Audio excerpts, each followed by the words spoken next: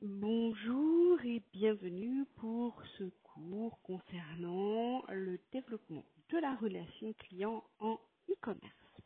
Nous allons donc aborder aujourd'hui un certain nombre d'éléments que vous avez déjà travaillés au travers des activités sur OneNote ou des activités de votre livre, mais nous allons ici poser de manière un peu plus formelle le cadre de ce cours de e-commerce. Pour commencer, nous allons petit panorama du e-commerce en France, comment ça se passe aujourd'hui le e-commerce en France au mois de février 2021. On ne parlera pas ici des spécificités que nous vivons depuis presque un an maintenant, mais on va s'attacher plutôt aux tendances de fond sur lesquelles nous pouvons un peu.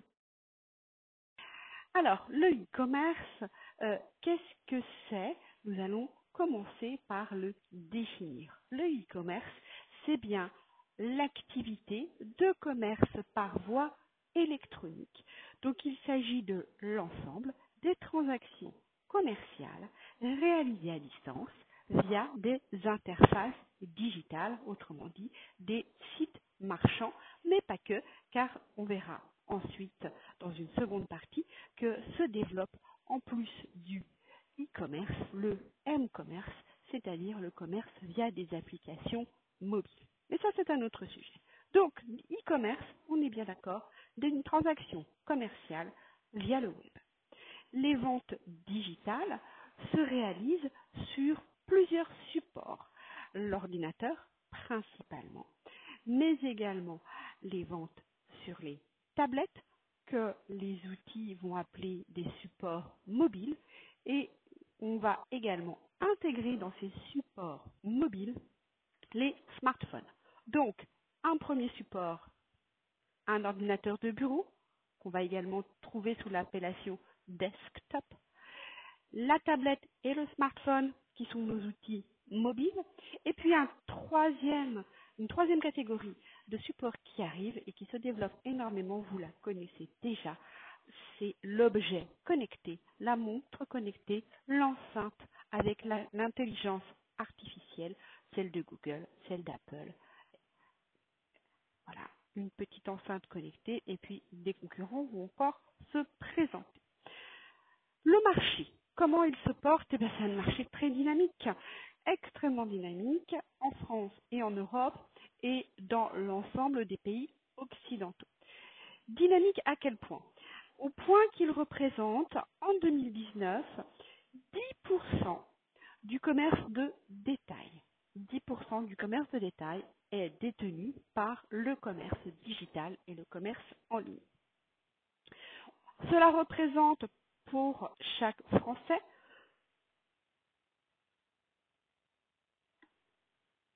une moyenne de 3 commandes et demie par mois. Chaque habitant commande en moyenne 3 fois et demi sur Internet. Pour une dépense moyenne par an de 2 600 € en produits et services en ligne, ce qui nous permet d'avoir un panier moyen qui est en 2019 à 61,50 €. Un panier moyen qui est en augmentation de 6% en 2019. Il a évidemment bien augmenté depuis, mais nous sommes, je vous rappelle, sur une situation exceptionnelle que nous n'allons pas considérer comme la norme. Donc voilà un petit panorama que vous avez dû réaliser. Et donc aujourd'hui, le marché du e-commerce donc se développe. C'est bien pour ça que vous êtes ici, pour pouvoir continuer et optimiser ce développement. Nous allons maintenant examiner les acteurs du e-commerce. Quels sont-ils? Comment est-ce qu'on les classe? Quels sont les éléments les plus importants?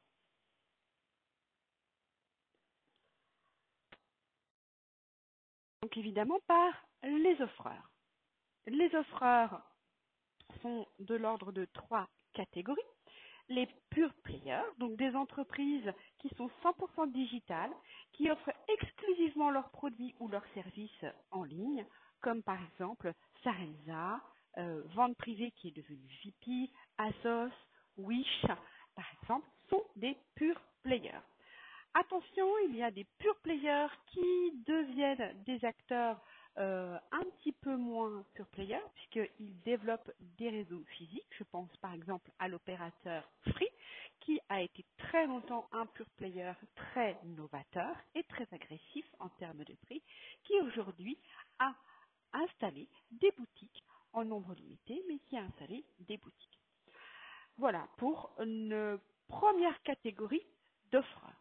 Seconde catégorie d'offreurs, ce sont des entreprises qu'on va qualifier de click and mortar. Pourquoi click and mortar? Ce sont des entreprises qui ont une activité économique physique, c'est l'activité mortar, et qui va être très fortement complétée par une offre en ligne complémentaire de leur activité traditionnelle. Ça va être le cas, par exemple, de Darty, de Nature et Découverte, de Carrefour, qui ont un réseau physique très développé et qui complémentent leur activité par une activité en ligne. Et l'activité en ligne devient de plus en plus importante. On peut rajouter, par exemple, la FNAC. Que je n'avais pas mis à la base, mais qui est également importante puisqu'elle s'est associée avec Darty. Donc voilà, on est dans ce type d'offre mix vraiment de l'omnicanal où on joue à la fois sur notre réseau physique et on joue également sur la partie Internet pour pouvoir en fait être présent partout. Nous aurons également en offreur ce qu'on appelle les DNVB, c'est-à-dire les Digital Native Vertical Brand. Ne vous moquez pas de mon accent anglais, sinon je le saurais.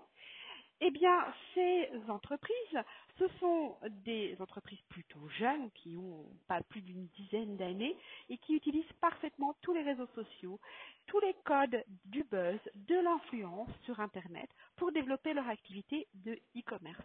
Je pense par exemple à la marque Cézanne ou à la marque Bonobo, qui sont des marques par exemple de textiles particulièrement représentatives de ce que peut être une Digital Native Vertical Brand.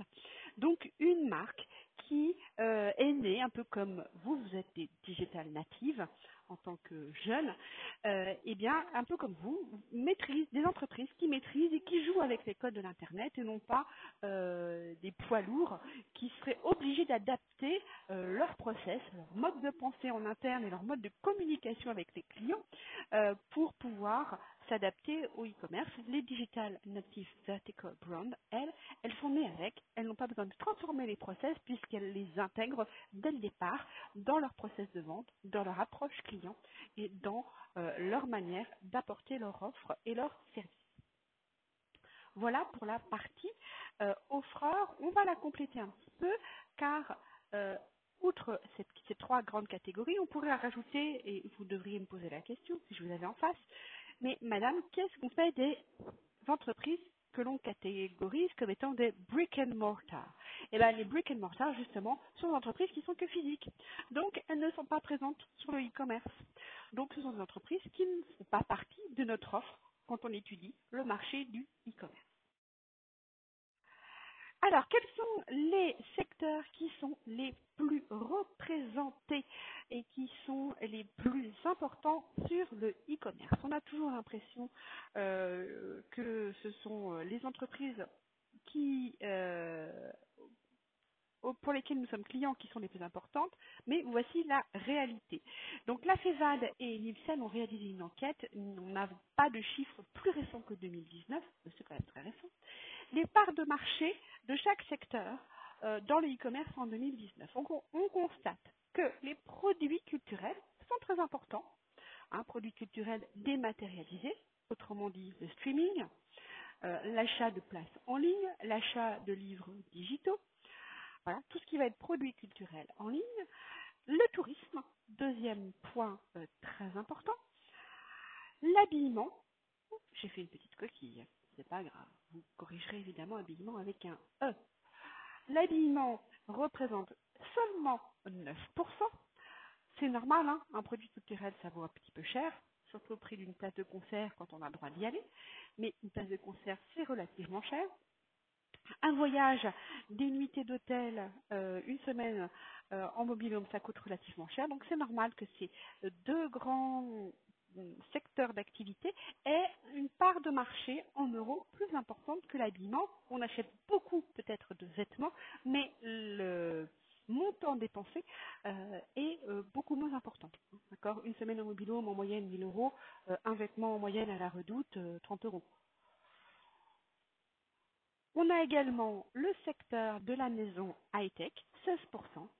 Donc, nos fameuses enceintes connectées, nos fameux ordinateurs, nos tablettes, nos smartphones. Nous avons également le secteur de l'électroménager qui est relativement important, avec des poids lourds du secteur comme par exemple Cdiscount qui vend énormément d'éléments en électroménager, donc télé, hi-fi, vidéo, imprimante, voilà, et puis tout ce qu'on va appeler donc la partie cuisson, les fameux éléments robots culinaires très à la mode, mais également le lave-linge ou le sèche-linge et le frigo bien nécessaires. Nous avons ensuite, en grand dernier, la grande consommation et notamment la consommation alimentaire. On peut supposer légitimement que avec les difficultés d'approvisionnement des grandes surfaces alimentaires, on sait que la partie grande consommation et alimentaire a augmenté. Les drives ont énormément augmenté pendant cette crise sanitaire. La question qui se pose, c'est est-ce que les clients continueront à aller au drive? Ça, je ne peux pas vous le dire. Pour le moment, on en rediscute quand on se reverra dans quelques années. Je continue. Alors, nous allons avoir plusieurs catégories de clients. Et on va voir que ces clients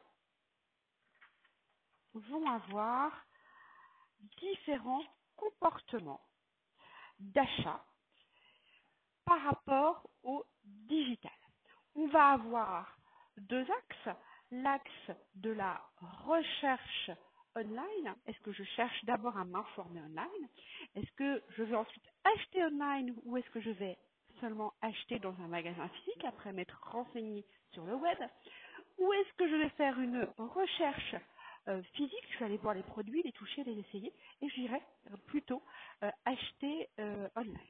Donc, ça donne des éléments dont on a déjà parlé, mais ça me semblait intéressant de vous redonner les différents éléments de ces comportements d'achat par rapport au e-commerce. Alors, le premier, c'est le ROPO. ROPO, Research Online, Purchase Offline. On recherche en ligne et on poursuit hors ligne.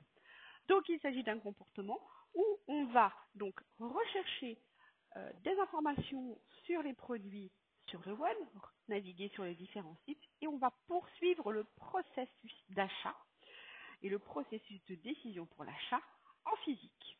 Premier type de comportement.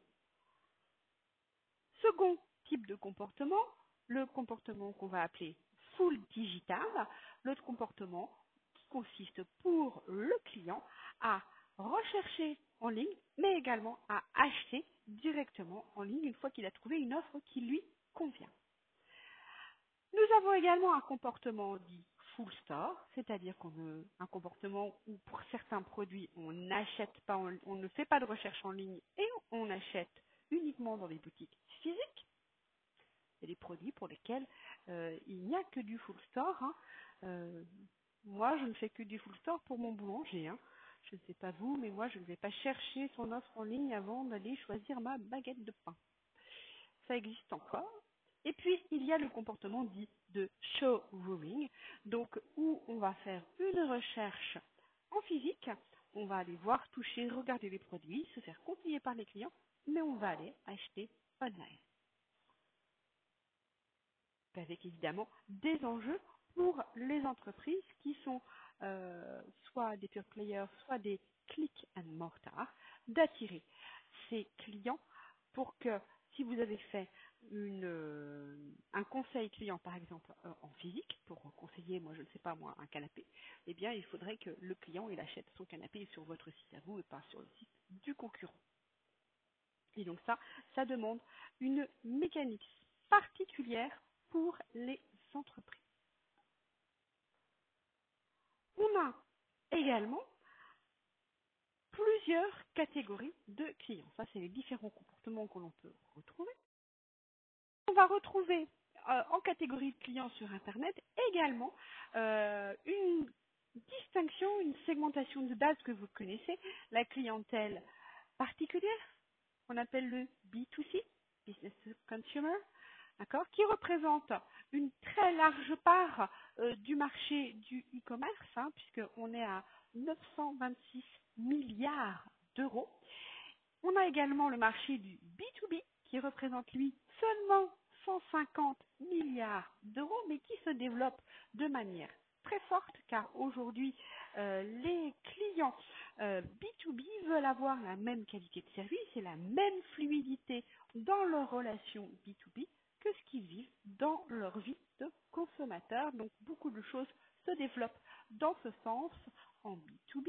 Et puis la troisième catégorie de relations commerciales qui se développe énormément ici et qui va continuer à se développer, c'est les clients, la relation client C2C, consumer to consumer, autrement dit le marché de l'occasion, le marché de la seconde main. Si je vous dis Le Bon Coin, si je vous dis Vinted, si je vous dis groupe de vente sur Facebook, vous savez tous de quoi je veux parler.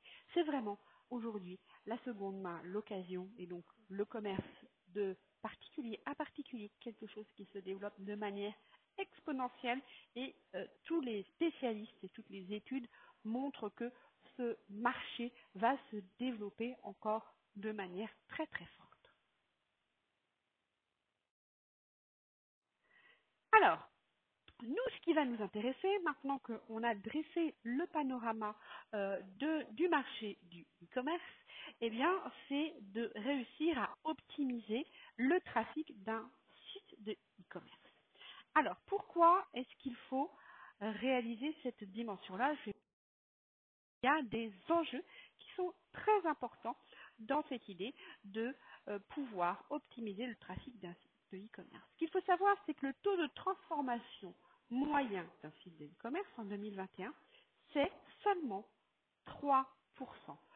3% des gens qui atterrissent sur votre site vont acheter quelque chose.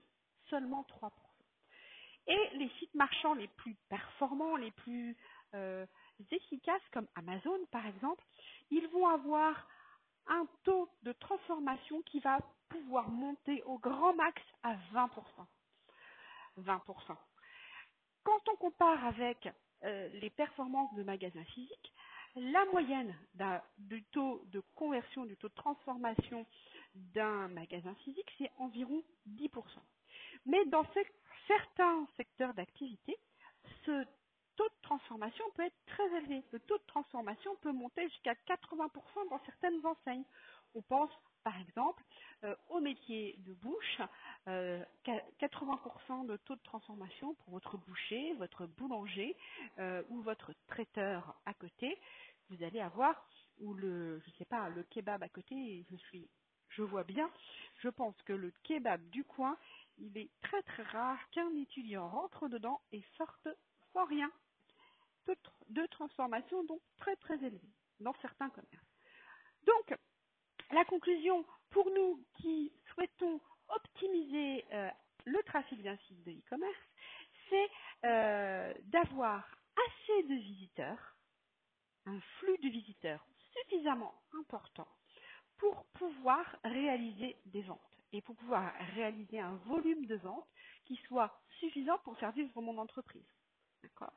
Donc, comme ce taux je récapitule, comme le taux de transformation en e-commerce est très faible, 3% en moyenne, il faut avoir beaucoup d'internautes qui viennent sur notre site pour pouvoir réaliser des ventes et pour pouvoir réaliser un grand volume de ventes qui nous permettent d'avoir un chiffre d'affaires suffisant. On va s'intéresser à cette dimension et pour pouvoir avoir beaucoup de clients qui viennent sur notre site, la première chose à faire, c'est de comprendre quels sont les comportements des clients sur le web. Alors, on va discuter un petit peu de cette dimension-là. Comment comprendre les comportements des clients sur le web? Il y a plusieurs analyses qui ont été réalisées par des spécialistes en marketing, des spécialistes en e-commerce, Je ne vous les fais pas toutes parce que si on commence à s'intéresser aux études qui ont été réalisées, on va trouver une dizaine ou une quinzaine d'approches différentes. Je vous en ai sélectionné deux qui me semblent intéressantes, pertinentes et accessibles. La première que je vous propose, c'est l'approche de Lewis et Lewis. Et oui, deux chercheurs, ils s'appellent tous les deux Lewis. Et on va regarder ce qu'ils nous proposent comme analyse. Alors, ils nous proposent une analyse qui est fondée sur la motivation des clients lorsqu'ils sont sur Internet. Ils vont donc établir 5 groupes d'Internet. Le premier groupe qu'ils proposent, c'est le groupe des intentionnalistes. Des gens qui savent exactement ce qu'ils cherchent, ils vont droit au but, ils ne flânent pas en route. Deuxième groupe qu'ils nous proposent, ce sont les surfeurs. Des gens qui n'ont pas d'intention particulière, ils sont là, ils flânent, ils regardent, ils font un petit peu du lèche-vitrine, qu'on va rebaptiser en lèche-écran. C'est pas très hygiénique, mais voilà, ce serait la formulation à utiliser. Troisième groupe, les acheteurs, des gens qui savent précisément ce qu'ils veulent, qui veulent acheter et qui sont là effectivement pour être dans cette démarche de peut-être dans une démarche repos ou dans une démarche full digitale, ils sont là pour chercher de l'information. Ils sont susceptibles de se décider. Nous avons les chasseurs de primes, c'est-à-dire des internautes qui sont à l'affût, à la recherche de la bonne affaire, de la petite promo, du produit au prix défiant toute concurrence que l'on ne trouve que grâce à un flair exceptionnel. Dernière catégorie pour l'approche de Lewis et Lewis, les joueurs, ceux qui cherchent de l'interaction, qui cherchent à se distraire et qui cherchent à, au travers de ces différents jeux, à avoir en fait un petit peu de fun dans leur vie. Leur objectif premier n'est pas d'acheter. Voilà pour les différents types de comportements sur le web que l'on peut trouver selon Lewis et Lewis. Je vous fais là un résumé très très court. Hein. Je vous invite à, et je vous laisserai des documents complémentaires pour pouvoir aller chercher un petit peu et approfondir un petit peu ces notions si ça vous intéresse. Deuxième approche que je vous propose d'envisager après l'approche de Lewis et Lewis, c'est l'approche par le processus d'achat sur le web. Ici, le postulat, il est un petit peu différent, il est assez juste à mon sens, c'est-à-dire que le processus d'achat en e-commerce n'est pas tout à fait le même que le processus d'achat lorsque l'on est dans une vente en face à face et ou dans une vente négo au long terme. Donc, il y a des spécificités dans cet achat sur Internet et donc l'auteur qui a conçu cette approche a déterminé,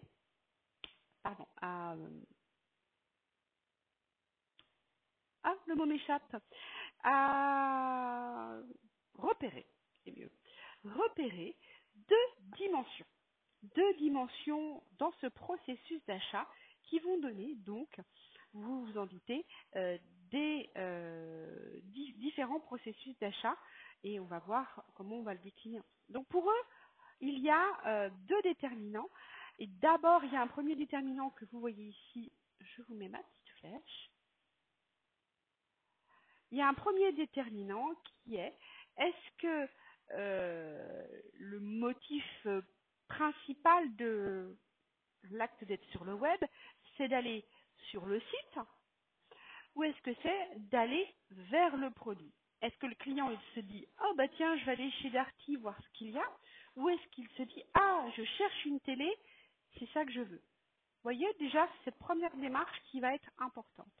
La seconde, le second déterminant du processus d'achat, on va avoir une connaissance de l'offre qui va être plus ou moins forte. Est-ce que je connais bien le marché des téléviseurs? Est-ce que je sais quelles sont les technologies, quels sont les écarts de prix, quelles sont les marques qui sont les plus reconnues, qui sont les distributeurs pour les téléviseurs, qui sont les plus reconnus, quelles sont les fonctionnalités que je cherche dans ma télé. Ou est-ce que finalement, pour moi, je n'ai pas plus d'informations que ça et je ne sais pas trop où ils en sont dans la télé parce que ça fait 25 ans que j'ai pas changé de télé, par exemple. D'accord? Donc la connaissance de l'offre, plus ou moins forte, plus ou moins faible, va influencer.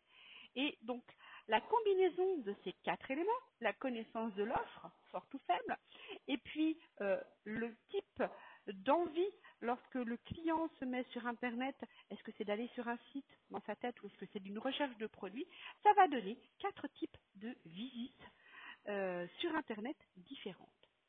Je vous les présente et puis on reviendra ensuite pour les détailler. Donc on a une première catégorie de visite avec une connaissance de l'offre forte et une envie d'aller sur un site. Donc ça, c'est ce qu'on va appeler une visite expéditive. Visite avec une connaissance de l'offre forte également, mais plutôt orientée produit, ce sera une visite comparative. On va également avoir une visite expérientielle. Donc là, on va sur le site et on va avoir une faible connaissance de l'offre. On va plutôt chercher une expérience de visite. Et puis une visite exploratoire où là, on est orienté produit, on a une faible connaissance de l'offre.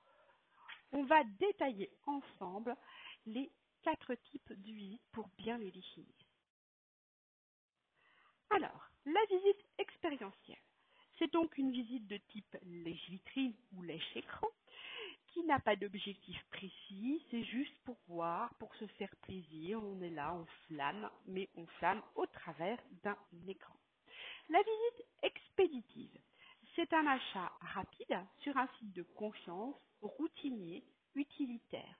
C'est clairement la visite au drive où on a notre liste de pré-remplis, voilà, où vous êtes déjà client d'une marque et vous avez vos petites habitudes, vous savez vous trouver les produits, paf, paf, paf. On est dans un achat de renouvellement très souvent dans cette visite expéditive. On a l'achat exploratoire. La visite exploratoire, c'est un achat à réaliser avec un petit peu, très peu de connaissances du site, des sites qui peuvent répondre à votre attente. Je voudrais acheter, je sais pas moi, une tasse, et je ne sais pas où je peux trouver une tasse. Voilà. Je veux une tasse, je sais pas moi, rose avec des petites fleurs. Et ben je ne sais pas où je peux trouver une tasse rose avec des petites fleurs. Donc je vais explorer un petit peu les différents sites pour voir si ils peuvent répondre à mes attentes. D'accord? Et puis il y a la visite comparative qui est ah oui, eh bien vous voyez, je me suis trompée. Donc évidemment la dernière, il n'y a pas exploratoire deux fois, mais vous mettez visite comparative. Il y a donc un achat qui va être précis. Le site est connu et on est dans un processus de comparaison entre différents sites. Pardon. C'est un processus qui est assez fermé. Je reprends mon exemple, hein, je veux changer de télé, je dois acheter une nouvelle télé, je vais comparer ce qu'il y a sur le site de Darty, sur le site de Boulanger, sur le site de But et sur le site de la Fnac. Et je vais faire une petite grille, je me dis, ah ben voilà, et là, je sais où je veux une télé je sais pas, je sais même plus l'état d'une télé, et je vais comparer les différents éléments. Voilà pour ce premier point sur le site de e-commerce. Je vais m'arrêter maintenant pour que la vidéo ne soit pas trop longue. Je vous invite à la regarder plusieurs fois, à faire des pauses et à prendre des notes pour pouvoir avoir un cours le plus complet possible. Et on se retrouvera un petit peu plus tard pour la suite des apports notionnels sur le e-commerce. Merci.